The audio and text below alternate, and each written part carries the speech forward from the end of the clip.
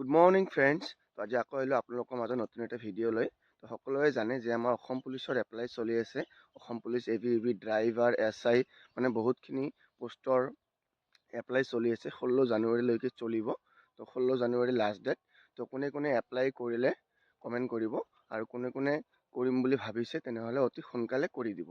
আৰু এতিয়া মই আজি টপিকটো লৈ আহিছোঁ যে অসম পুলিচ এপ্লাই কৰোঁতে যদি কাৰোবাৰ কিবা ভুল হৈছে, মানে মোক বহুত কমেণ্ট কৰি আছিল যে আমাৰ ABUB চয়েন্স দিয়াতে মই ABটো প্ৰথম দি দিলোঁ, বা অকল UBতে কৰিলোঁ, ABত মই ক্লিকে নকৰিলোঁ, মানে এনেকুৱা, বা মোৰ নামৰ ভুল হৈছে, স্পেলিং মিষ্টেক হৈছে, মানে এনেকুৱা ধৰণৰ যিকোনো যদি আপোনাৰ ভুল হৈছে, কাৰণ মানুহৰ ভুল হয়ে, মানে এপ্লাই কৰাৰ টাইমত যদি কাৰোবাৰ কিবা নহয় কিবা ভুল হৈছে তেনেহ'লে টেনশ্যন কৰিব নালাগে।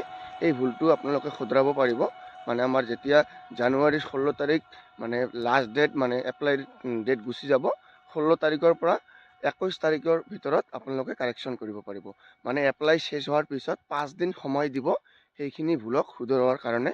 তো আপোনালোকে ৱেইট কৰি থাকিব। যদি কাৰোবাৰ কিবা ভুল হৈছে তেনেহ'লে 16 তাৰিখৰ পৰা 21 তাৰিখৰ ভিতৰত কাৰেকশ্যন কৰিব পাৰিব। তো এইখিনি আছিলে এটা সৰু আপডেট। আৰু কোনে কোনে এপ্লাই কৰিছে কমেণ্ট কৰিব, আৰু যদি কোনোবাই কৰা নাই তেনেহ'লে ভালকৈ চাই কেনে কৰিব। আৰু যদি কাৰোবাৰ কিবা ভুল হৈ গৈছে তেনেহ'লে 16ৰ পৰা 21 তাৰিখৰ ভিতৰত ঠিক কৰি ল'ব। তো বাই বাই।